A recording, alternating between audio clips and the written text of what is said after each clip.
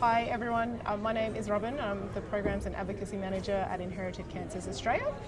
And many of you will know that we support the 1 in 400 Australians who have inherited cancer risk, those of us with gene mutations or people that have a really strong family history of cancer. And today I'm really lucky to be sitting with Dr. Sanjeev Kumar, and we are at the Australasian Society of Breast Disease Conference, where we're very excited to be surrounded by lots of amazing clinicians and researchers and also some other patient organisations like ours. So we all kind of know that there's been a bit of a boom in genetic testing, and MBS data tells us that 35 Australians have genetic testing for cancer-related gene mutations that's publicly funded every day. So 35 people every day, and that's inside a cancer setting and also in the risk setting. So lots of it happening. And I guess we're talking to you today because genetic testing is not something that's a maybe, it's something that is happening. It's definitely happening more and more in the cancer setting, and particularly in the breast cancer setting. So I guess we wanted to talk a little bit about it today, and we wanted to get an expert in to explain the ins and outs of genetic testing. So welcome, Sanjeev. I'd love to, if you wouldn't mind, just if you could say a little bit about yourself and what you do just in your work life. Thanks, Robyn. Thanks for the introduction. It's really great to be here with you today. So I'm Sanjeev. I'm a breast medical oncologist at Chris O'Brien Lifehouse and Royal Prince Alfred Hospital. I spend a few days a week, so 3 full days a week, doing clinical work as a breast cancer medical oncologist with a particular interest in treating young women with high-risk breast cancers and oncofertility, as well as the neoadjuvant treatment of breast cancer. So treating high-risk biologies of breast cancer with upfront systemic therapy, so chemotherapy, targeted therapies and immunotherapies. And for a couple of days a week, I work as an academic as well. And that time allows me to foster academic collaborations with the Garvan Institute and the Heart Research Institute, doing work on genomics, circulating tumour DNA, recent National Breast Cancer Foundation grant to try to cure breast cancer, as well as dealing with the heart toxicities of cancer therapy and the fertility toxicities of cancer therapy as well. Very complex. Yeah. So for your 3 days a week when you're in clinics and treating patients, how does genetics and genetic testing fit into those 3 days? So we're pretty lucky. We've trained our surgeons incredibly well at Chris O'Brien Lifehouse. So a lot of the genetics testing of our patients gets done at the coalface when early breast cancer patients see their breast surgeons at the very first consultation. And that's because of mainstream genetics testing and the new MBS item numbers that have allowed us to do mainstream genetics testing. So there's really been a big shift and change in how we test patients, how quickly we get the results back, which has been really exciting, so that those results can impact their care as early as possible. Yep. And then for patients with metastatic disease, I'm the one that does the testing. So we're able to do the testing, or because the results are not needed as urgently, I can also send them to a familial cancer clinic as well. Yeah, excellent. And plenty of people in our community would be very aware with the genetic service, or in some states and territories that have those familial cancer clinics. You kind of mentioned then genetic testing, like mainstream genetic testing. Can you tell us like the difference in that and compared to, say, someone that just has a high risk in the general population who has investigated the family health history and then gone, I might need genetic testing. So out of the cancer setting, what's the difference? Yeah, we're really grateful that the government has allowed us to expand the use of genetics testing. So we've got an MBS item number that covers the traditional patient population who have always been able to access free genetics testing, but previously that was always through a familial cancer clinic.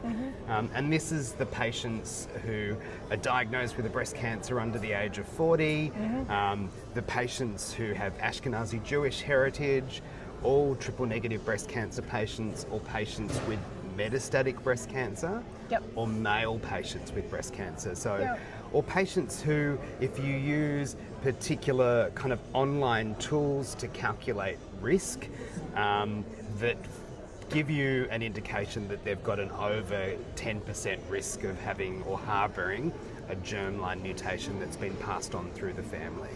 Yeah. But then we now have a new item number that allows us to do mainstream genetics testing.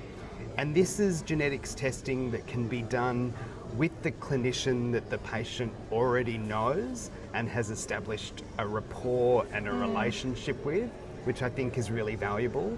It doesn't need us to refer a patient to a familial cancer clinic where they're, that's a stressed clinic and a stressed service.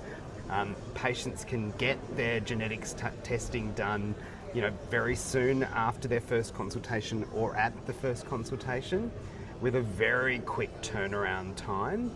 And this is because of new clinical developments that we've seen that have really impacted patient care. And this allows us to feedback the results, impact both their surgical pathways, their prophylactic or preventative surgical pathways, as well as their therapeutic pathways going forward.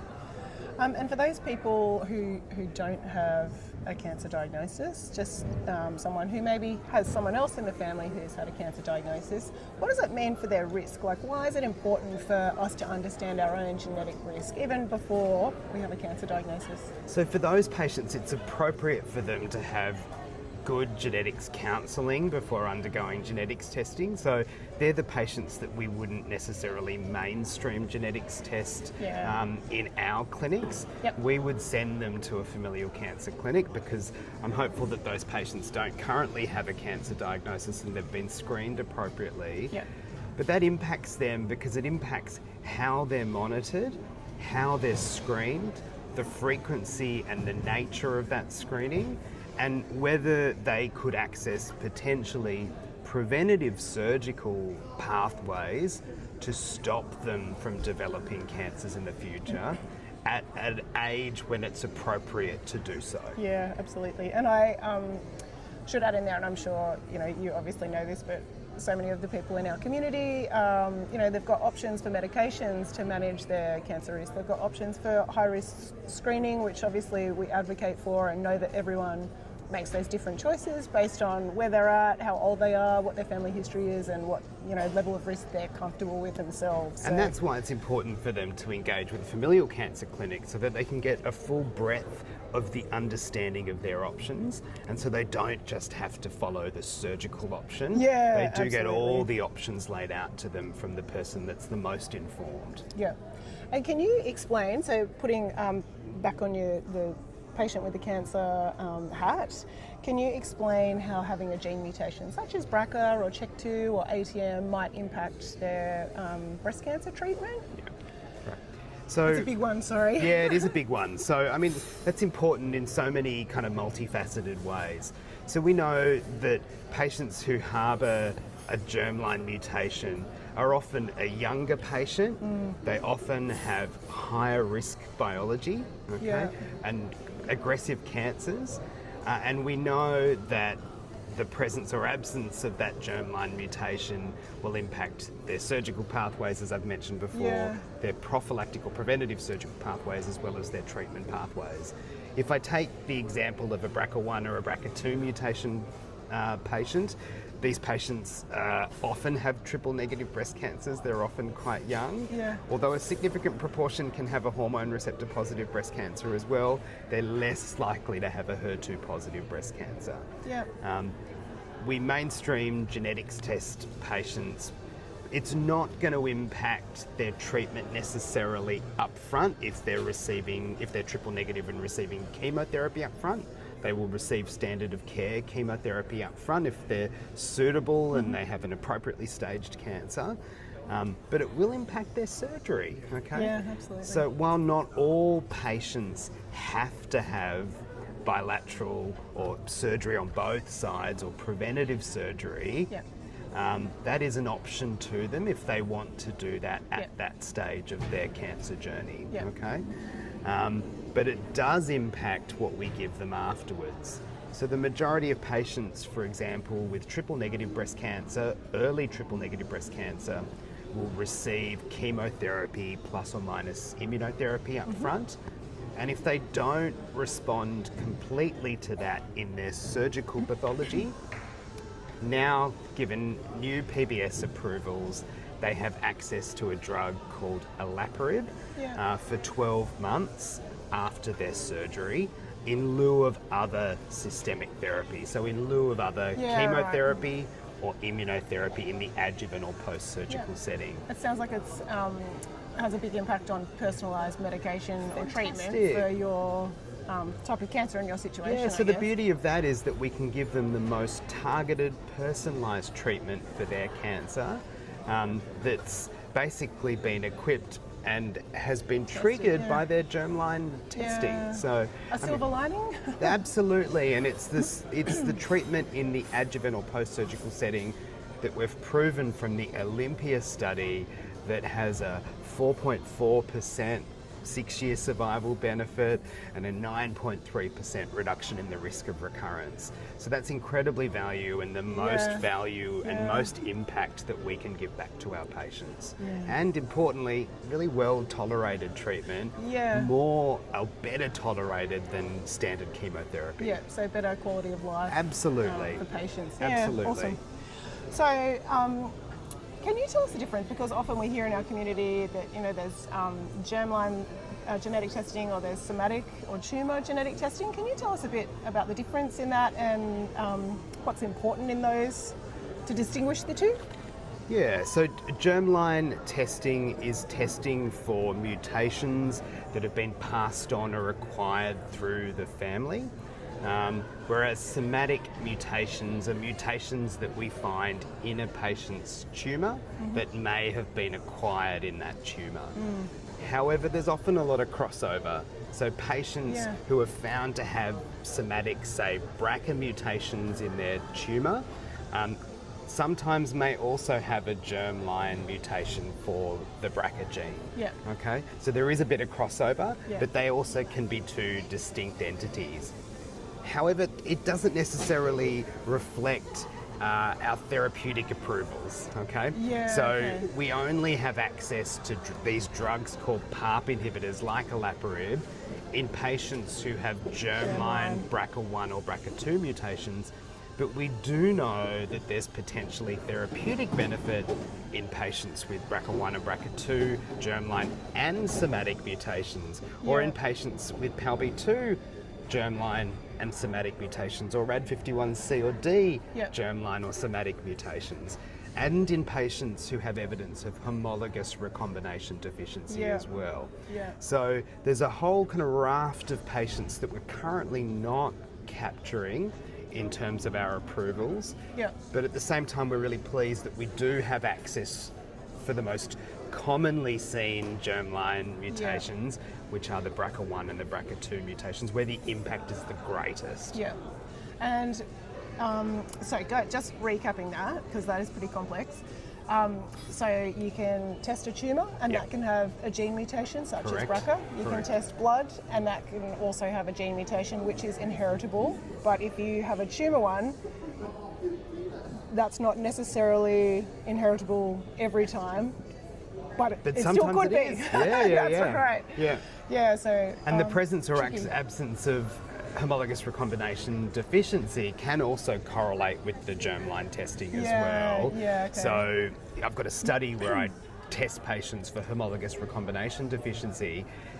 The results of that sometimes come back before their germline testing comes back, but sometimes we find that if they're HRD positive, we then find out that they're BRCA positive as well. And when you're testing these days, do you just go straight for the blood, for the germline test now that the criteria is broadened? So we don't have funded somatic mutational profiling of tumours, so nothing is PBS funded. So sequencing of cancer or tumours is not funded for patients. Currently, till December of this year, we do have access to Omico sequencing, so through the Omico CASP program. Unfortunately, it looks like the funding for that will dry up in about December of this year, so we're frantically trying to sequence as many patient cancers as possible in the hope that it'll allow us to personalise their treatment and to guide their therapeutic strategies going forward. Yeah, okay. So let's go back to, I know, your main focus is patients with cancer, but you will obviously know, what are some of the red flags in families that people might look out for if they have, a family history of different kind of cancers? What would you say is a red flag?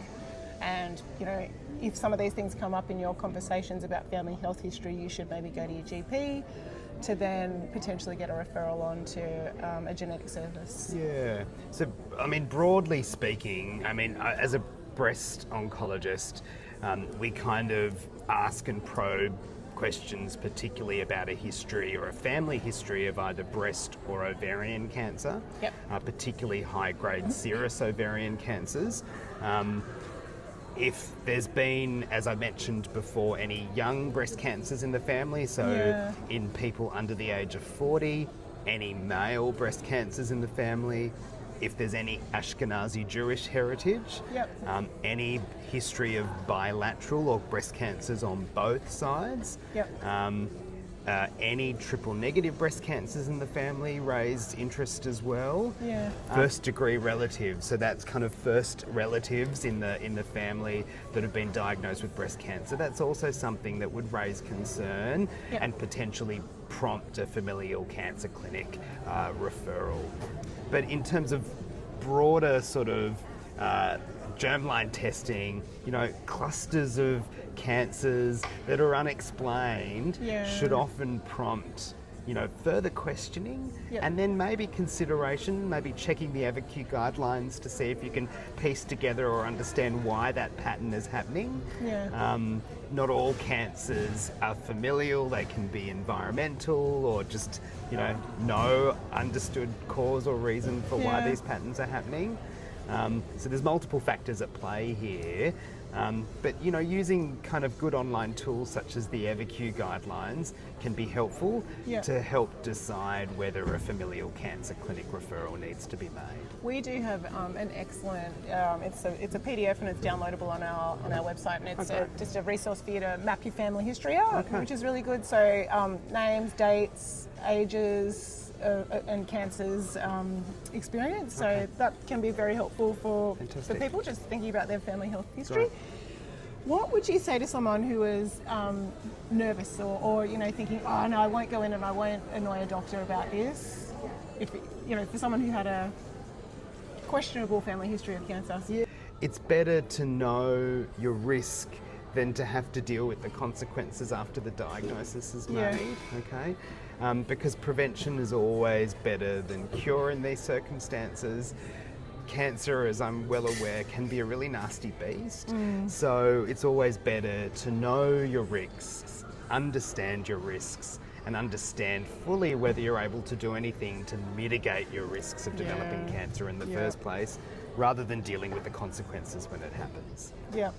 I think, great advice, absolutely. And, as I said before, we do have resources and tools on our website where you can go to, learn more about all the different gene mutations and, whether you should be looking into your family health history and talking to a GP about it.